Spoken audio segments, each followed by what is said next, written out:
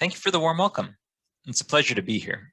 My name is Avilash Cramer, and I am a staff scientist and polar field engineer at New Mexico Tech. In tonight's talk, I'll start by discussing my path from a Westland High School ICEFer to my current role. I'll then discuss in detail some of my research conducted at MIT and the Massachusetts General Hospital on the sterilization, reuse, and inspection of N95 respirators. I'll conclude by discussing some of the lessons that I have learned from our coronavirus response that I hope to take forward as my professional focus shifts from the pandemic to the climate crisis. When I was competing in ICEF at 16 and 17, I had the idea that I wanted to pursue a career as a scientist and perhaps even to be a polar scientist. But I didn't really have any idea how one went about doing that, and both my parents were PhD scientists as well. So I want to share my story of how I got to my current role, in part to give you a little bit of background about who I am, and also to give you a sense of a path that one could take towards being a scientist. And I don't present the path that I have taken as the best possible path or even a particularly good one, but just to give you a sense of the sort of thing that people do pursuing careers in science. So I guess my tale really begins here in 2010 when I was in your shoes competing as an ICEFer. High school is a time to make mistakes, and that haircut does not look any better now than it did at the time. Nonetheless, I did well in ICEF. I won the Crest Fair twice, and then my senior year, I also won the State Fair, and then won my category at the International ICEF, which was Environmental Management. After that, I finished up high school and went on to study physics at Brown University. So this is me at my graduation with my folks and my grandma.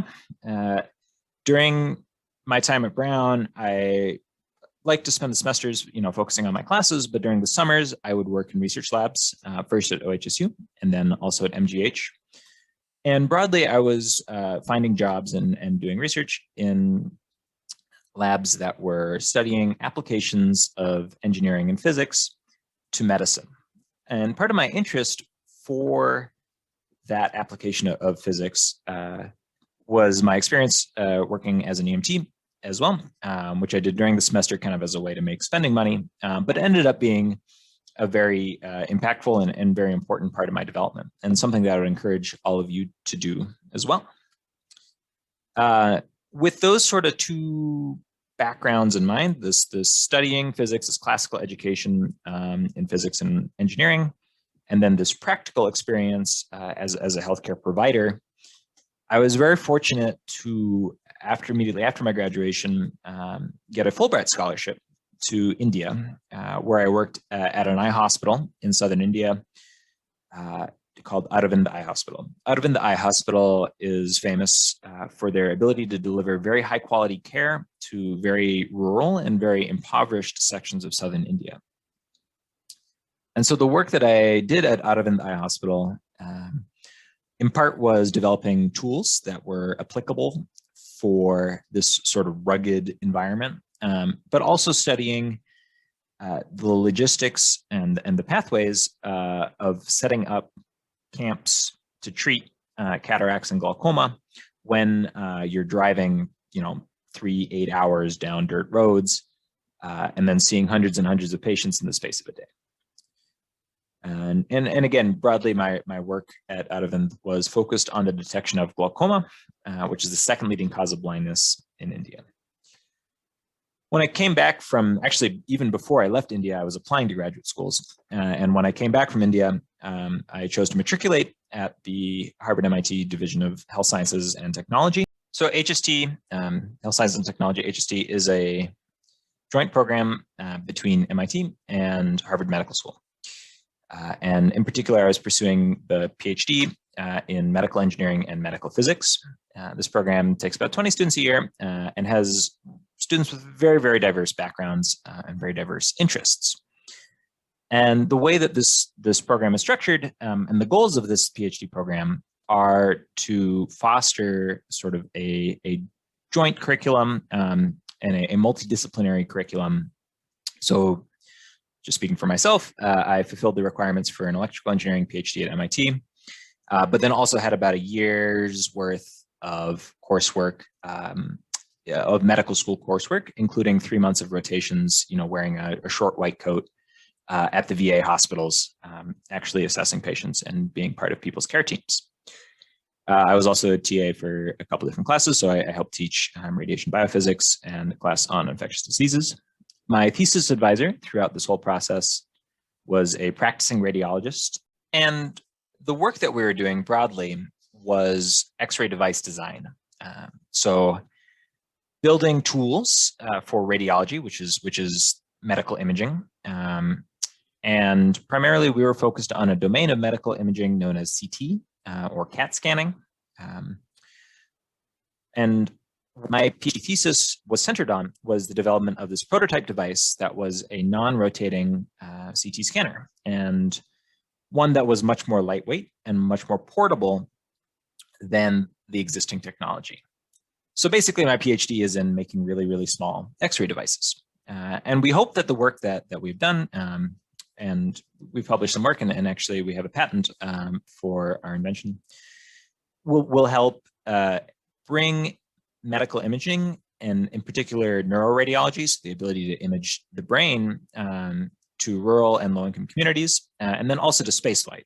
So a lot of the work that we did in developing these X-ray sources was done with the Goddard Space Flight Center, which is a NASA division centered in Maryland.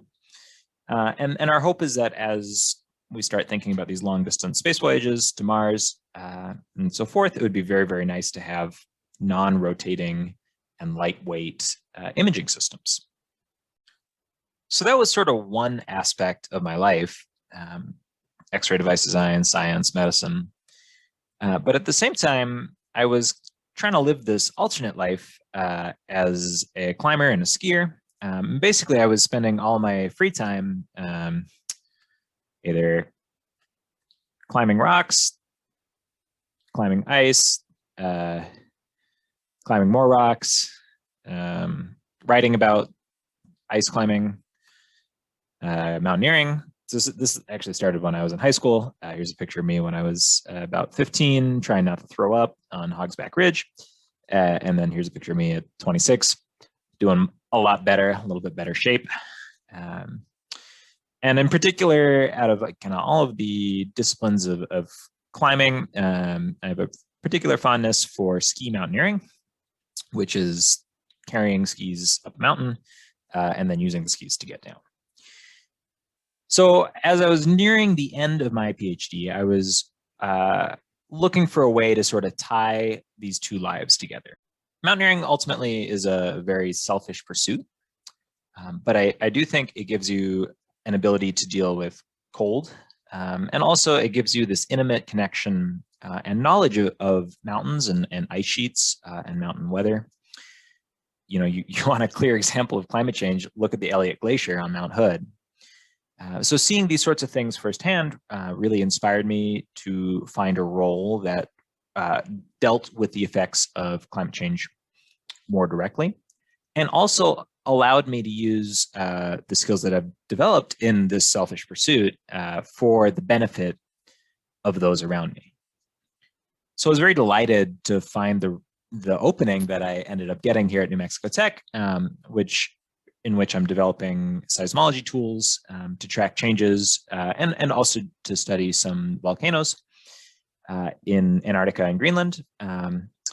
Obviously, things are a little up in the air. I'm speaking to you right now from New Mexico and Antarctica because of COVID, and we're not entirely certain what our upcoming Antarctic season is going to look like. But we're hopeful that we will still be deploying to Antarctica in this October, and then perhaps also to Greenland the following summer. So this is sort of the trajectory that my life was going in, and where I expected to be going in the last year of my PhD, dividing my time between X-ray research, outdoor hobbies, and then going towards this climate science role. But last March, as my life changed very dramatically, as I'm sure it did for all of you. And I want to talk a little bit about the work that we did as medical engineers and medical physicists to try to combat this new threat head on in the course of the last year. The pandemic first started in March. One of the first systems to fail were the supply chains providing personal protective equipment to healthcare providers. The pandemic also struck the Northeast corridor hardest and first before the rest of the country. So we really felt the brunt of COVID in March and April in the Boston area. At the time, being a fifth-year PhD student, many of my close friends were people who had started medical school 5 years previously and were now first-year residents on the front lines treating patients. So for the first time in my life, my research and the work that I did took on this really personal aspect, because I was now trying to figure out some way to use my skills and use my hard-won knowledge to protect people I knew and cared about. And that story was repeated throughout Boston and throughout New York. All of us who work sort of adjacent to healthcare providers were horrified at the lack of protection for our friends. And we were fairly desperate to do anything that we could in order to help them. In particular, we were interested in ways to extend the supply of N95 respirators, masks. So I'm going to take a step back here and discuss some definitions about different types of masks. There's three broad categories of masks. One are cloth masks, and these are what are recommended for the general public. They function mostly as source control of the disease. So when I wear a cloth mask and I cough, it absorbs many of the particles that I'm coughing. They've been shown quite well now to reduce the spread from the individual outwards, but their protective effect is fairly limited. A step up from that is the procedure mask or the surgical mask. These masks are mechanistically designed as a splash barrier. And so they're really trying to prevent fluids from the patient from getting into the provider's mouth. As it happens, a well-built surgical or procedure mask, if it's not a counterfeit, does have very good filtration as well. The Achilles heel of these procedure masks is that they don't form a seal with the user's face. So it's still possible for air to come in from the top or from the bottom or from the sides that's unfiltered. And the solution to that is the N95 filtering facepiece respirator, FFR. And so these are designed and reserved for healthcare workers who are in contact with infectious patients. They form a seal with the user's face, so all the air, if it's correctly fitted, all of the air that is coming in and out of that respirator is being filtered. And they have an excellent filtration. And part of my interest in looking at N95s in particular was that I had some experience with them. Working as an EMT, we had to go through the fit test per OSHA regulations, and occasionally we would use them for patients that we were concerned may transmit some sort of infectious disease. So what's in a name? What does N95 really mean? The N stands for non-oil resistant, and 95 means that 95% of particles are filtered through it. And the canonical definition is that that's 95% of 300 nanometer particles. In practice, a modern N95 FFR filters at that level or much higher, all the way down to 75 nanometers. And then a respirator, it means that all of the inhaled air is being filtered. How does an N95 work? So the structure and the kind of physical process by which an N95 respirator works is very similar also to the way that surgical masks work, and that they have a fiber layer, this fiber mesh that's sandwiched in between two hydrophobic barrier layers. This fiber layer, and there's an SEM photo of it here, is electrostatically charged. So you can see that the gaps between the fibers, here it's marked as 80 microns, that's much, much higher than the 75 nanometers at which it's capable of filtering to. So that means that the mechanism, the way that this fiber layer is filtering small particles is not a mechanical process. It's not like the particles are bouncing off of individual fibers. Instead, what it is that this fiber layer is charged, and this electrostatic charging allows it to attract the small particles that float through it. So the primary mechanism by which a surgical mask or an N95 FFR functions to filter small particulates is an electrostatic process. I should point out that both surgical masks and N95s are designed to be disposable. So in many ways, when we as scientists were sort of tasked with finding out ways to extend the supply of N95s, it shares some similarities to being asked to extend the supply of paper plates. You know, these things are designed to be used once, and it's very, very difficult to clean a paper plate to use it a second time. Just so with a surgical mask or an N95 FFR. So many different techniques have been looked at now over the last year. And incidentally, these techniques had been explored sort of in brief blips after the SARS-1 epidemic, the MERS epidemic, and the swine flu epidemic, but nothing had really been brought to completion. And if you're interested in ways to sterilize N95 respirators, or if you need this information professionally for your work, I would encourage you to first contact me. But also, there's an excellent summary at n95decon.org, which is an organization that I contribute to as well. And broadly, by this point, we've found out that there's some things that work very well. There's some things that don't work at all. And there's some things that work well, but for logistical issues, usually aren't worth it for an organization. So being someone with a background in radiation physics, the first technique that I was sort of brought in to look at was ionizing radiation. And I'll discuss the study that we did and what we learned. But ionizing radiation does not work. And so after that, we looked at a chemical process, hydrogen peroxide, which did work fairly well. So for any technique of N95 sterilization, you need to be able to show that your technique is working. And that means that you have to, firstly, show that you can inactivate viral particles. Basically, are you killing the coronaviruses that are stuck to that mask or not? Secondly, is your sterilization technique affecting the filtration efficiency of the respirator? Because if it's ruining it, then there's no point in washing it, because then you no longer have a filtering respirator. And thirdly, is it affecting the seal? So basically, is it affecting the way this respirator can attach to the user's face?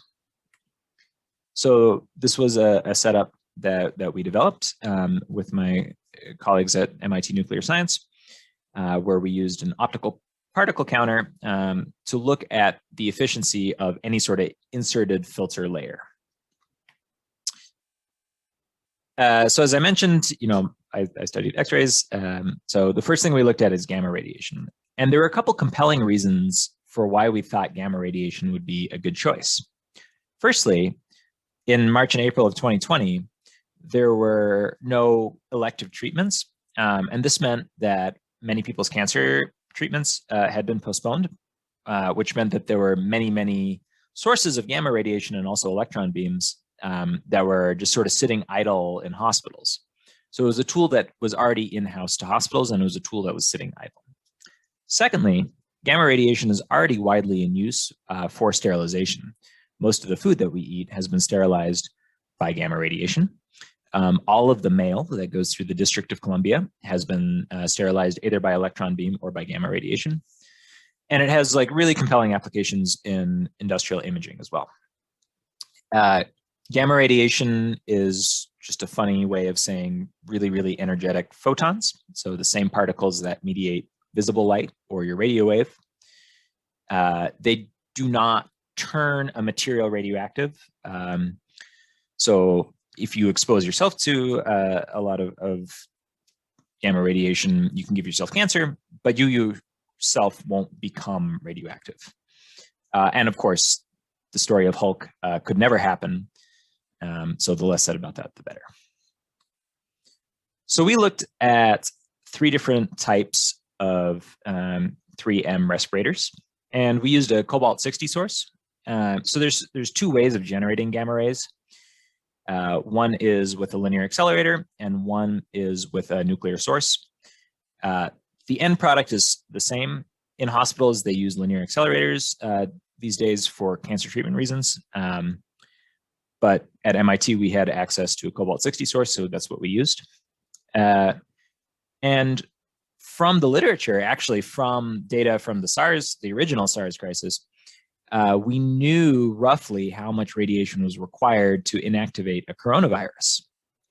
And we knew that 10 kilograys, which is a unit of radiation dose, would be sufficient to sterilize respirators. And in some ways, this was like the ultimate science fair project, because you had everybody at Harvard and everybody at MIT, limitless resources. It just had to be done like in a week. So, I got my car, I picked up respirators from my colleague at Brigham and Women's Hospital. I drove them over to MIT, handed them off to the nuclear engineers. They stuck them in the respirator, and like a day later, we had our results. And the results were that the gamma radiation did not affect the ability of these masks to form a seal, but they dramatically decreased the filtration efficiency of these respirators. That's because the gamma radiation was discharging that electrostatically charged fiber layer that does most of the hard work in an N95. And we saw the most dramatic decrease that we saw was at 300 nanometers. And here's our data. At the larger sizes, the effect of the gamma radiation was far less detrimental than it was at the small sizes. And unfortunately, since then, there's still some debate about this, but it's believed that there is sort of a mode of infectious coronavirus droplets right around that 3 micron, 300 nanometer range. So all of this to say, gamma radiation was not going to cut it. Yeah. So with that in mind, we turned to ionized hydrogen peroxide. Ionized hydrogen peroxide, similar to gamma radiation, had some compelling logistical advantages. The Dana-Farber Cancer Institute, which was across the street from Harvard Medical School, where I received, a good fraction of my training, had an IHP system just sitting there. It's used for the animal research facility. Many of the animals that they're doing research on are immunocompromised. So anything entering the facility or exiting the facility needs to be sterilized. And the other advantage is that this is a room-sized chamber. So you could very quickly sterilize hundreds and hundreds or thousands of respirators, and not just respirators, but other forms of PPE, face shields, certain kinds of gowns, and so forth. And basically what we did was repeat the same testing protocol that we had developed for the gamma radiation study at MIT. We exposed the respirators to the treatment, not just once, but several times. And then we tested their ability to form a seal with human faces. And then we also tested their filtration efficiency using the optical particle counter at MIT Nuclear Science. Because this time we had positive results, not just negative results, we had those results confirmed, because in order for the system to be put in use, healthcare providers need more assurance than just one study. So we had the filtration efficiency, our results confirmed through independent testing at a NIOSH pre-approval facility in Ohio. And what we found is that there was no degradation of the filtration efficiency from the treatment. There was also no degradation of the filtration efficiency, of the fit ability of the respirators from the sterilization treatment. It's a 100-minute cycle to perform the sterilization, and could fit hundreds of respirators inside it. This is out of date. The supply chain system has eased, but for a while they were doing up to 500 respirators a day. Up to 500 respirators a week. And if they had needed to, if things had gotten really bad, they could have sterilized 2,000 respirators a day. We saw no effect on the performance of these respirators at up to 10 cycles of treatment. In practice, if a respirator is used that many times, that many 8 or 12-hour shifts, it tends to break down just from the mechanical processes of being worn, and not from anything to do with the sterilization. So that's me standing next to a basket, a wireframe shelf. Each of those paper bags contains a healthcare provider's respirator that was sterilized that morning. Those little lunch bags were then put in cardboard boxes and delivered to each floor. And this is what it looks like in use. You get this sort of creepy fog. And as you can see, they're also using them to sterilize face shields, and then also hoods for powered air purifying respirators, which are called PAPRs. When we were running the tests on that wire rack in the treatment room, we would put little biological indicators that allowed us to confirm that a sterilizing dose of the IHP had reached kind of every nook and cranny. So seeing those sterilized respirators that would go out to actual providers like a few minutes later was one of the most satisfying moments of my whole career, of my whole life, because I could feel in some small way that I had contributed to providing our colleagues across the street with respirators when otherwise they wouldn't have had one. Now that the supply chain system has gotten a little bit better, there are now enough respirators that sterilization is not really widely used anywhere in the US.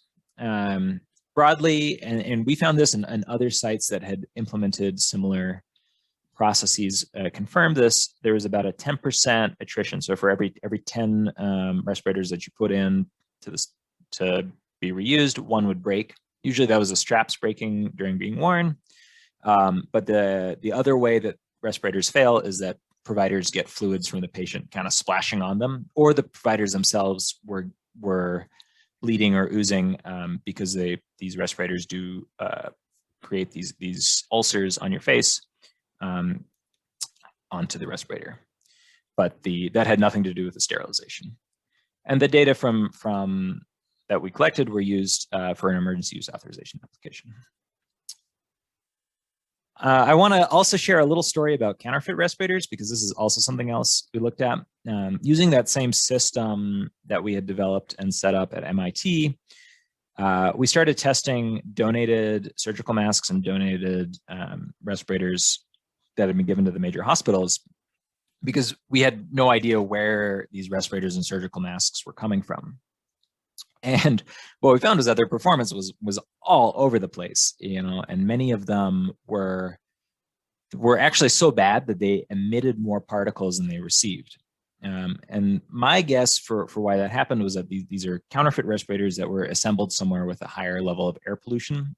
So when they were tested in Cambridge air, they just sort of spat out some stuff. In any case, that is bad news bears. And this issue of identifying counterfeit respirators became a major focus of our group. So I came across this picture one morning, I think in June, and I happened to have that same respirator on the left on my own desk. And I knew that respirator was a counterfeit. We had tested it ourselves, but also the markings on it do not comply with the NIOSH regulations for how an N95 respirator should be marked. So I'm seeing this article from this trusted news source that I quite like, and knowing that they're displaying an image of a counterfeit, and that very few people actually at that point knew that this was a counterfeit, because there had been very little study into their efficiency and into kind of the influx of counterfeit respirators into the US at that point. So I wrote an email expecting to get ignored to the editor. Next thing I know, the editor called me up and said, okay, can you, first of all, right now, send me a picture of a real respirator? So that picture on the left, which is in an NPR article that came out on July 1st, I took, and that's my desk, and you can like see all the crap that I hadn't cleaned off of it. And then I was interviewed for this larger article about this issue regarding KN95s in particular, and how the KN95 performance kind of varies quite wildly. So that was a startling experience, and not something at all that I expected. I think it is impossible to fairly discuss the events of the last year without some mention of COVID denial. I knew to expect denialism in climate science, but I felt blindsided and personally devastated by the waves of COVID denialism that swept the country in the last year. Many of our colleagues were threatened for their work. I personally know doctors and scientists, including my own mother, who were seriously ill for months with COVID infections. And by now, some 1,300 American healthcare providers have lost their lives. Yet the claims that COVID is a hoax have gained traction throughout our society and was for a time even parroted by the government. Hearing this denialism echoed again and again not only made me feel like I had failed somehow, but cheapened the loss and the suffering that the medical and scientific communities had gone through. I think it is important to remember that denialism of difficult facts is not simply an American trait, but a human one, and repeated throughout history. We've seen it with the HIV epidemic, we've seen it with the climate crisis, and we'll certainly see it again. The impulse to deny climate change, as the air is thick and choked with the ashes of the Olympic rainforest, is paralleled in the impulse to wish away a devastating pandemic in hopes of political opportunity. I'm speaking to you now at what we hope is the beginning of the end of the COVID crisis. It's important to recognize that science alone isn't enough. Ethics, action, and advocacy are needed to ensure that the results of scientific advancement are equitably distributed. But in the last year, we have also seen a dramatic demonstration of the role that science and scientists can play in combating an existential threat. We've seen the development of a new category of wildly successful vaccines in only a few months, the widespread and rapid sequencing of viral genetic material. We've seen new protocols for the treatment of COVID, and a dramatic effort by the global community to extend the supply of PPE. In some ways, it may feel like we can't win as scientists, because there will always be outside factors that blunt the maximum positive effect that our findings could have. But I urge you not to let that discourage you. In some ways, working in science, we can't lose. There's a reason they named the Mars rover Perseverance. Whatever difficulties, failures, or opposition we may face as individuals, our findings, both positive and negative, advance the sphere of human understanding and give the broader society tools to survive and to thrive. It's an exhilarating and a rewarding career, and I wish you all the best of luck as you go forward in it.